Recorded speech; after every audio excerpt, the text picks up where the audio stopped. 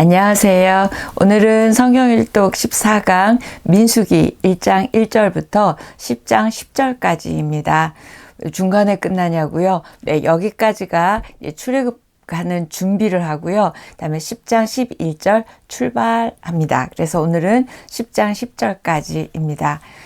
또 지금 밤에 하다 보니까 목소리가 또 좀 많이 가라앉았는데 분위기 있죠.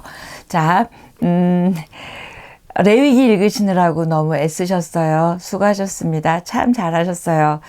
저도 여러분도 애썼어요. 자, 이제 오늘은 민수기부터는 여러분이 굉장히 진도가 잘 나가실 거예요. 읽기가 쉽습니다.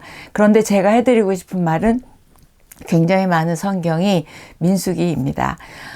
민수기 백성 민자에 수숫자 써가지고 숫자를 세는, 백성들의 수를 세는 기록이겠죠.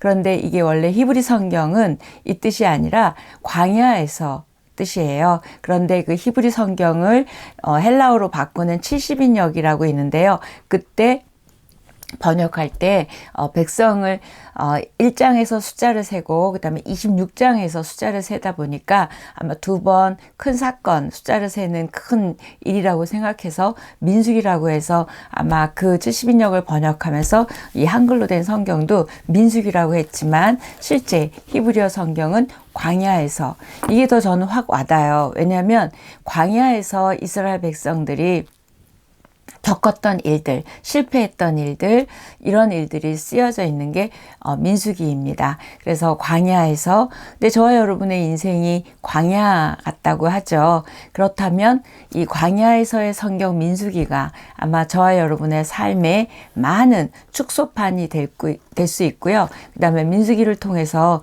우리들의 모습을 볼 수 있습니다. 또 하나는 이 광야를 지나가는 이야기다 보니까 우리 인생 이 광야를 지나가는 이야기고, 어떻게 살면 잘 지나갈 수 있는지, 어떻게 살면 그 목적지에 잘 갈 수 있는지 굉장히 실제적인 글보다는 안에 내포하고 있는 의미들이 굉장히 많습니다. 굉장히 은혜가 있는 성경이에요. 자, 시내산에서 11개월 머물렀어요. 그래서 거기서 성막, 율법 기억나시죠? 제사 다 했습니다. 그래서 이제는 레위기는 그 시내산에서의 특히 창출 밑에 레위니까 한 달간의 법 받은 이야기였습니다. 그래서 제사와 거룩의 규례, 그래서 제사법, 그다음에 거룩법 다 기억나시죠? 자, 그러면 이제는 다 법도 받았고 성막도 했고 이제는 준비를 다 영적 준비를 시켰기 때문에 이제 떠납니다. 실제로 이제 가나안을 가기 위해서 출발을 하기 전에 준비를 해야 되는 거예요. 그래서 요단 동편 들어가기 전에 거의 레위기는 한 달간의 이야기였다면 민수기는 거의 40년의 이야기죠. 정확하게 말하면 39년의 이야기입니다. 근데 실제적으로 거리로는 2주 걸리는 거리인데 이렇게 39년을 뱅뱅 돌게 되는 이야기를 보게 됩니다. 그래서 광야에서의 시기, 39년의 시기를 다루고 있는 책입니다. 그래서 출애굽기 끝이 성막에 왜 하나님의 영광이 임재가 구름이 임했잖아요. 그리고 출애굽기 끝났죠. 그런데 레위기는 시간이 안 흘렀으니까 출애굽기 끝과 그 다음에 민수기 1장하고 이어져야 맞죠. 시간이 그렇게 가니까 창출민이니까. 근데 진짜 그렇게 민수기 첫 장이 시내산에서 시작됩니다. 우리 한번 민수기 1장을 보면 1장 1절이에요. 이스라엘 자손이 애굽 땅에서 나온 후 둘째 해 둘째 달 첫째 날에 여호와께서 시내 광야 회막에서 모세에게 말씀하여 이르시되. 자, 이제 시내 광야 회막, 그 성막에서 끝났는데 성막에서 이야기를 합니다. 자, 그래서 여러분이 이제 민수기에서는 딱 기억해야 될 것이 백성을 센다, 수를 센다가 알아두시면 되고, 또 하나는 뭐냐면 전쟁 준비를 한다. 왜 백성의 숫자를 셌냐면 전쟁 준비를 하는 거예요. 그동안은 이제 제사 지내고 하나님의 사람들 만들었어요. 이제는 하나님의 군대를 만들으셔야 됐던 거예요. 왜냐하면 가나안에 들어가면 이제 바로 그들을 물리쳐야 되기 때문에 전쟁이 기다리고 있기 때문에 이제는 군대로 조직을 짜야 됩니다. 그러다 보니까 이제 얼마나 숫자가 군대 나가서 싸울 수 있는 남자 장정 20세 이상 남자 숫자를 세기 시작하는 이야기입니다. 그래서 백성을 숫자를 세고 조직을 군대로 만드는 건 왜 그런다고요? 이제 가나안에 가면 싸워야 되기 때문입니다. 자, 그다음에 민수기는 또 실패에 대한 책이에요. 성경에는 좋은 이야기만 있는 게 아니라 나쁜 이야기도 많죠. 뭐 다윗이 밧세바를 범한 사건 같은 거 좀 살짝 빼줘도 될 법한데 그런 게 들어간 것처럼 이 민수기도 이스라엘 백성들이 아주 실수라기보다 실패한 이야기입니다. 그다음 불신앙의 이야기고요. 좀 슬픈 이야기죠. 그런데 또 하나는 이게 우리들의 모습이라는 건 더 슬픈 이야기입니다. 그래서 광야가 힘들다고 불평하던 사람들을 하나님이 그래? 힘들어? 차라리 여기서 죽는 게 낫다. 그래? 죽어. 그래갖고 다 죽을 때까지 기다리느라고 39년이 걸렸어요. 사실은 어떻게 보면 출애굽한 그 광야에 나온 사람들은 다 죽고 광야에서 태어난 사람들이 가나안에 들어가죠. 그래서 출애굽한 사람들 다 죽을 때까지 계산해 보니까 하루에 거의 모세가 한 87번에서 90번의 장례를 치렀을 것이다. 평균. 그래야 40년 동안 출애굽한 백성들이 다 죽었다는 거예요. 그렇게 모세가 아마 엄청나게 그렇게 많은 사람들을 죽은 장례식을 치렀을 거예요. 그 숫자가 다 죽을 때까지 기다리느라고 39년이 걸렸습니다. 초반에도 말씀드렸지만 이 이스라엘 백성들의 광야 여정은 저와 여러분의 인생 여정으로 보시면 참 좋겠습니다. 누군가가 그렇게 말했어요. 인생은 길 위의 실존이라고.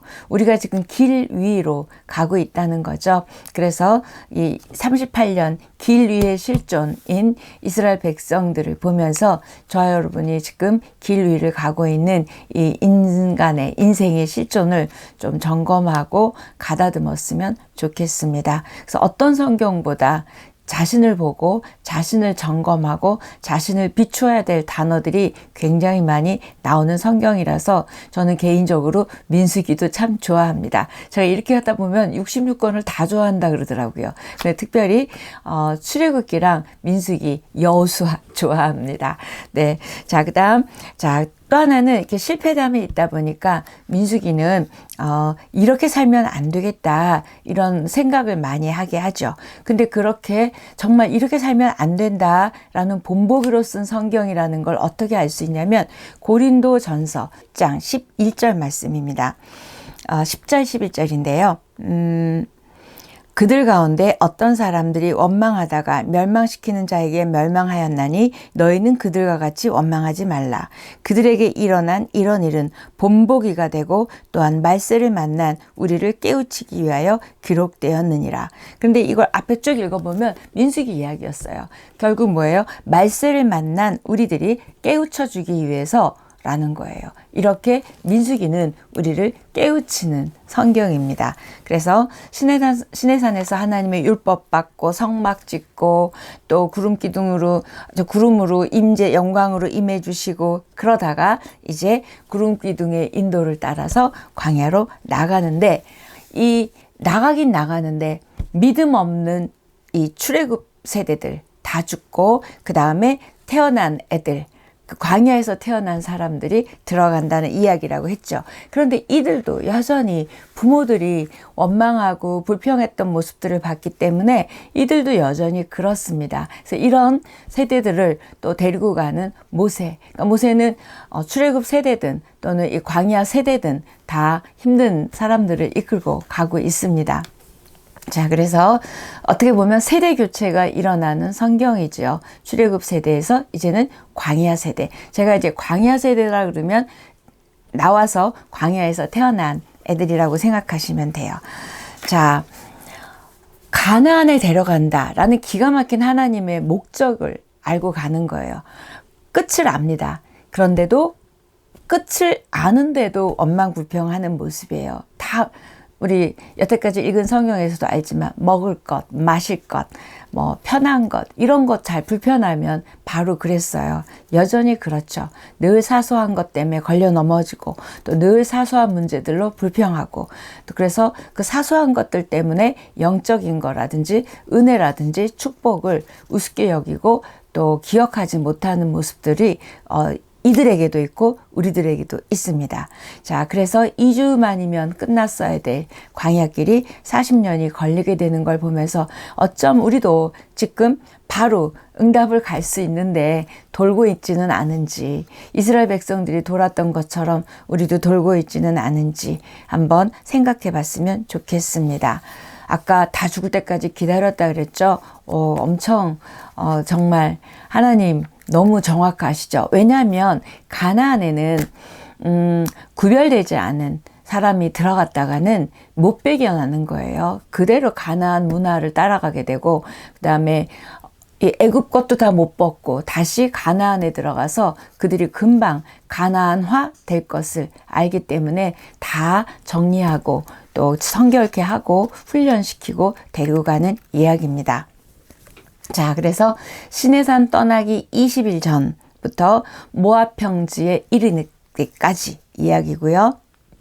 자, 이제 계수한다 그랬어요. 그래서 계수하고 그다음에 진을 배치하고 동서남북으로 진을 배치하고 그다음에 유월절을 지키고 그다음에 떠납니다. 자, 이게 오늘 내용이에요. 10장 10절까지 내용입니다. 그러면 1장부터 10장 10절까지는 준비겠죠.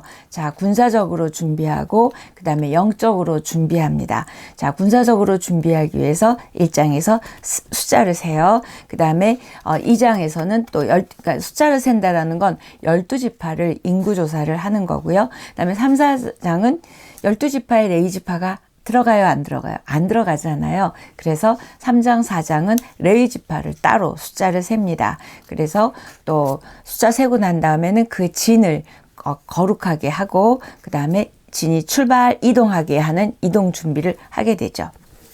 자, 그러면 1장 볼까요? 1장 3절에 보면 이스라엘 중 20세 이상으로 자, 싸움에 나갈 만한 모든 자를 너와 아론은 그 진영별로 계수하되. 자, 이래서 이제 숫자를 세는데 몇 세 이상이냐면 20세 이상입니다. 자, 그래서 거룩한 전쟁을 준비하는 숫자를 12지파의 숫자를 세고, 아까 왜 숫자 센다고요? 군 병력을 알고 배치를 하는 거죠. 자, 그래서 출애굽에서 또는 창세기에서 약속했던 그 너희들에게 엄청난 인구가 있을 것이다, 숫자가 있을 것이다 라고 이야기한 숫자가 실제로 이제는 정확하게 숫자가 나오죠. 그래서 세어봤더니 60만 3,550명. 이 됩니다. 60만 군이에요.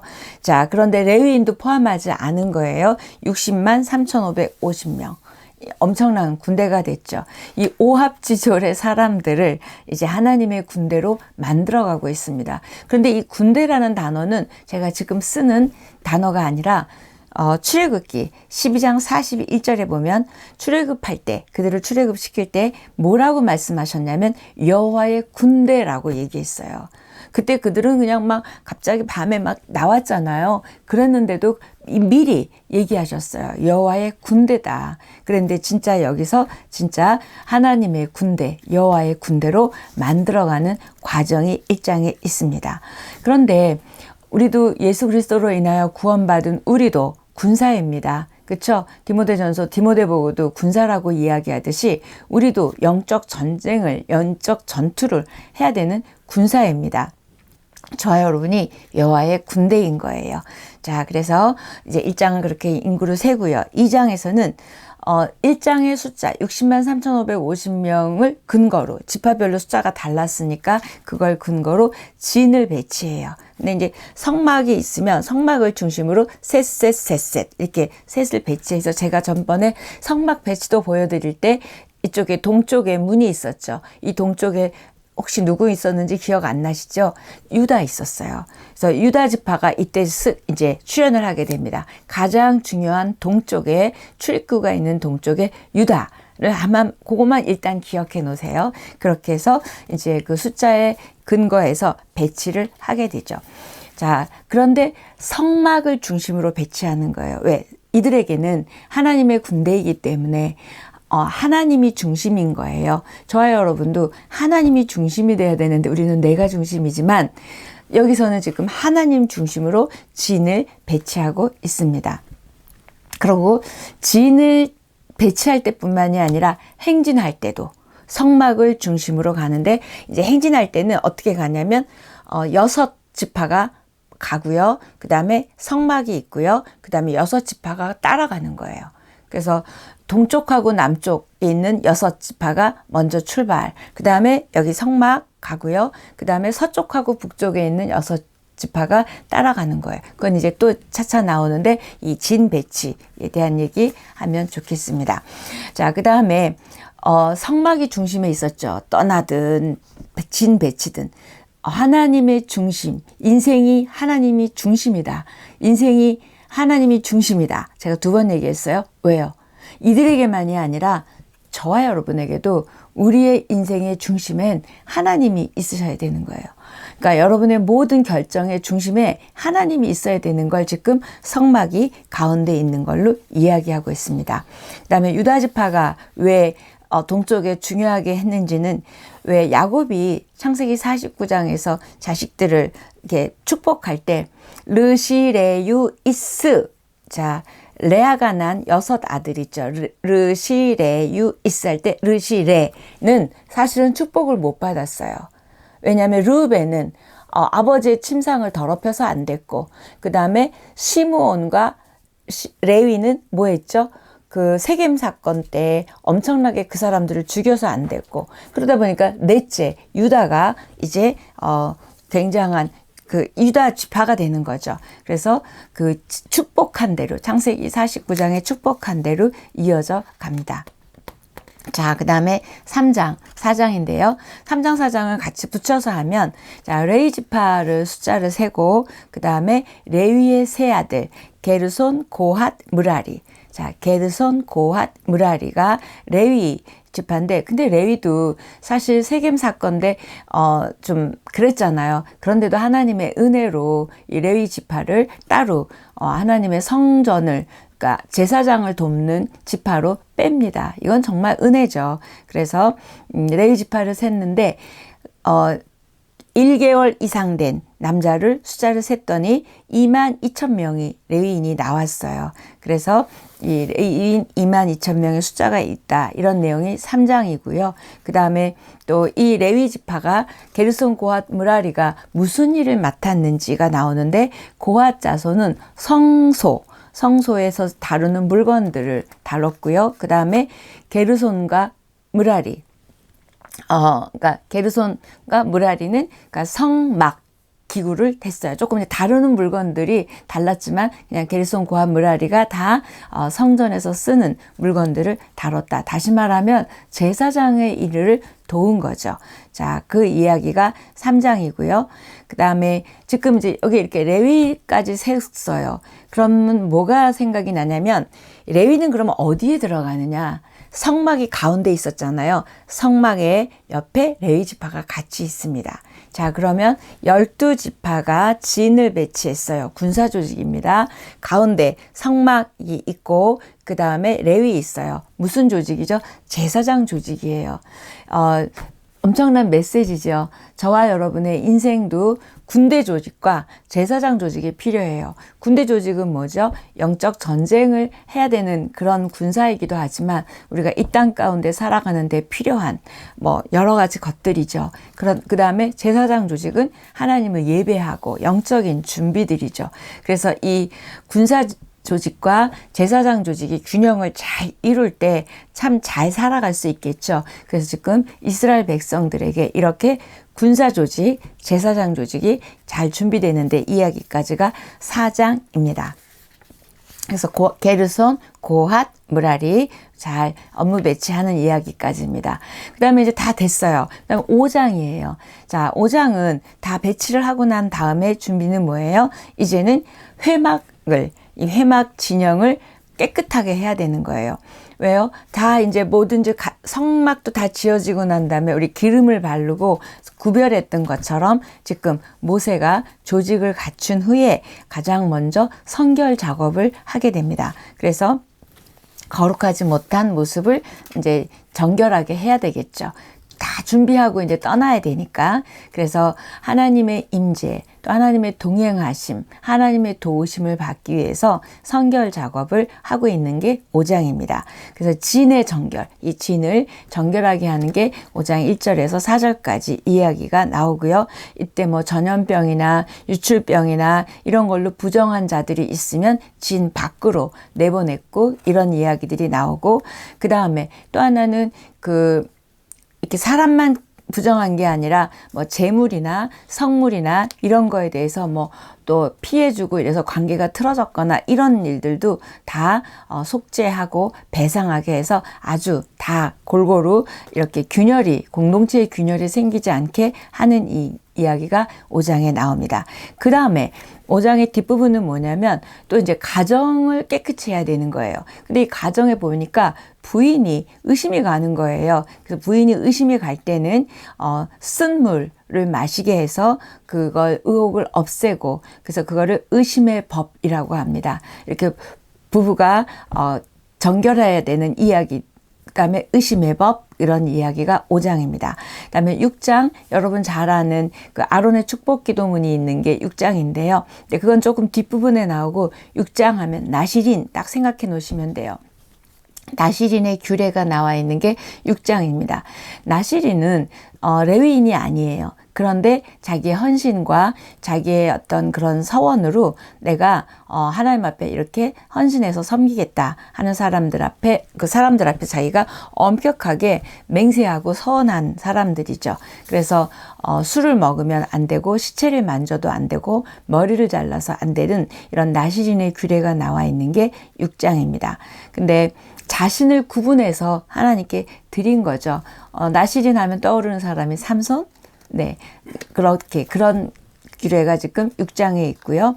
그 다음에 대제사장 아론의 축복이 6장 22절에서 27절까지입니다. 결국 우리 레위기에서 제사장이 하는 일이 축복, 그래서 제가 축복권 얘기했었잖아요. 여기 하나님의 이름으로 아론이 축복을 합니다. 그래서 이게 지금 우리 축도에도 쓰죠. 그래서 이 축도라는 건 축복 기도를 줄임말인데, 어떤 목사님은 고린도전서 13장 13절로 대부분 교회에서는 그걸로 하고, 또 이 아론의 축복 기도문으로 또 축도를 하시기도 하죠. 결국 뭐냐면 하나님의 보호, 그 다음에 하나님의 어떤 은혜, 또 하나님의 평강이 있기를 바란다라고 축복합니다. 그 다음에 고린도후서 13장 13절 축도도 참고로 읽어드리면 주 예수 그리스도의 은혜와 하나님의 사랑과 성령의 교통하심이 너희 무리와 함께 있을지어다. 이 말씀과 그 다음에 민수기 지금 6장에 있는 대제사장 아론의 축복 기도로 축도를 하고 있죠. 그 다음에 7장. 7장은 갑자기 이야기가 확 반전이 되면서 한 달 전에, 그러니까 한 달 전 한번 딱 떠오르시죠? 한 달 전 모세가 장막을 다 세워놓고 그 기구에 기름을 바른 그 이야기가 있어요. 그 날로 돌아갑니다. 그래서 뭐냐면 그때 모습을 이야기하는데 모세 오경 중에서 이 민수기 7장이 제일 길어요. 80 몇 절까지 있어요. 아마 모세 오경 전체 중에서 제일 깁니다. 그래서 12일에 걸쳐서 각 지파가 대표들이 성물을 갖다 바치는 이야기가 7장입니다.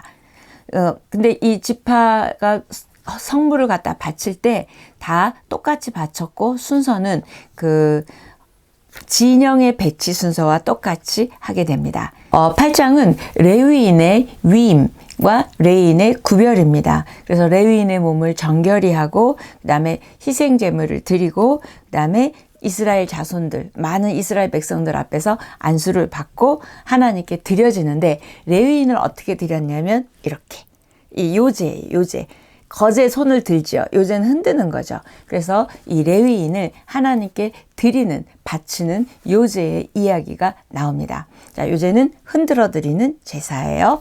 그래서 레위기 23장 11절에 기억나실지 모르겠지만, 읽은 지 얼마 안 되지만, 곡물의 첫 이삭을 바칠 때도 요제로 드렸어요. 그게 그때 요제 나오거든요.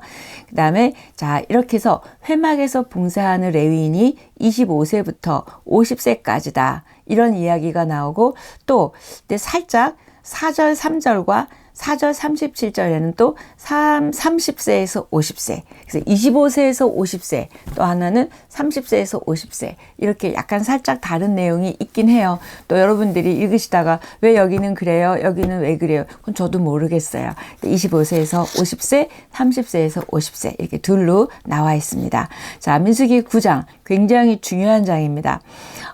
두 번째 유월절을 지켜요. 첫 번째 언제 지켰지? 네, 출애굽할 때 지켰습니다.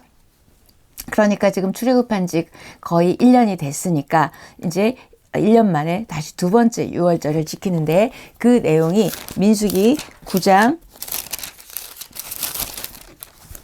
1절 2절인데요. 애굽 땅에서 나온 다음에 첫째 달에 여호와께서 시내 광야에서 모세에게 말씀하여 이르시되 이스라엘 자손에게 유월절을 그 정한 기일에 지키게 하라. 그리고 5절에 보니까 첫째 달 14째 날이에요. 자, 첫째 달 14째 날. 14째 날 14일이죠. 첫째 달은 니산월이라 그래요. 그러니까 니산월 14일에 드려라 얘기합니다. 그런데 지금 이제 시내산을 떠나기 전에 유월절을 지키래요. 왜 그럴까요?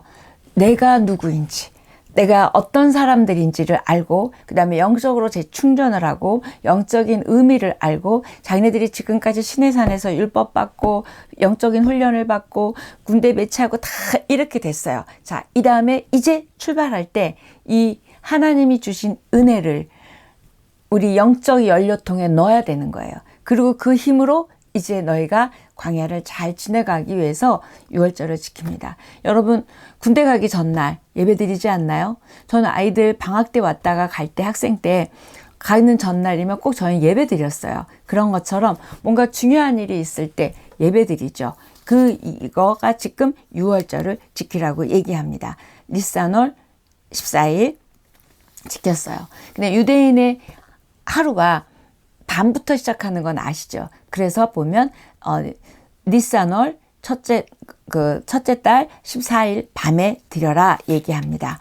자, 그러면 왜 유월절을 지키고 시내산을 출발시켰는가? 이거 여러분이 꼭 기억하셨으면 좋겠습니다. 그게 5절에 보면 그들이 첫째 달 14째 날 해질 때 저녁에 지킨다 그랬죠. 시내 광야에서 유월절을 지켰으되 이스라엘 자손이 여호와께서 모세에게 명령하신 것을 다 따라 행하였더라. 이렇게 얘기했어요. 그러니까는 모세가 명했던 걸 다 따라서 했다. 하나님의 말씀에 순종하고 따라가야 되는 게 지금 이제부터 광야길을 가야 되는 거죠.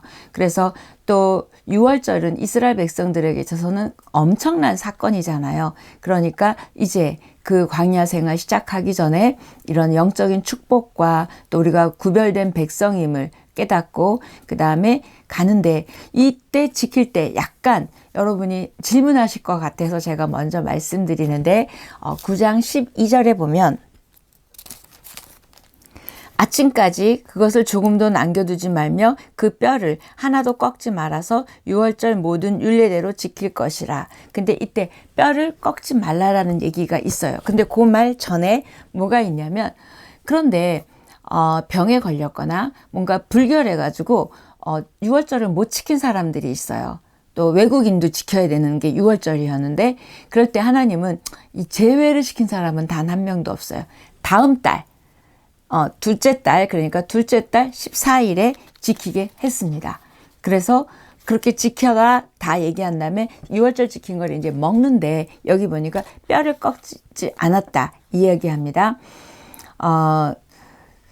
뼈를 꺾지 않아서, 이게 뭐예요? 유월절 어린 양이 이게 상해가 없도록, 이렇게 상하지 않도록 해서 그걸 구워서 잘 먹었대요. 그런데 그걸 둘러서서 이스라엘 백성들이 같이 먹었어요. 찢어지지 않게, 잘 상하지 않게 해서.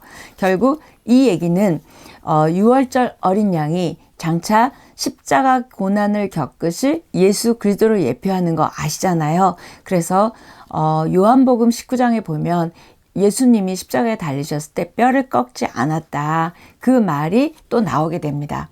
그래서 예수 그리스도가 6월절 어린 양의 그것로 드려졌구나 라는 이야기와 이어집니다. 그래서 상하지 않은, 그 뼈를 꺾지 않은, 상하지 않은 그 고기를 잘 둘러서 먹으면서 공동체의 연합, 일체감을 이루게 한 것이 이 뼈를 꺾지 않았다에 내포된 의미입니다.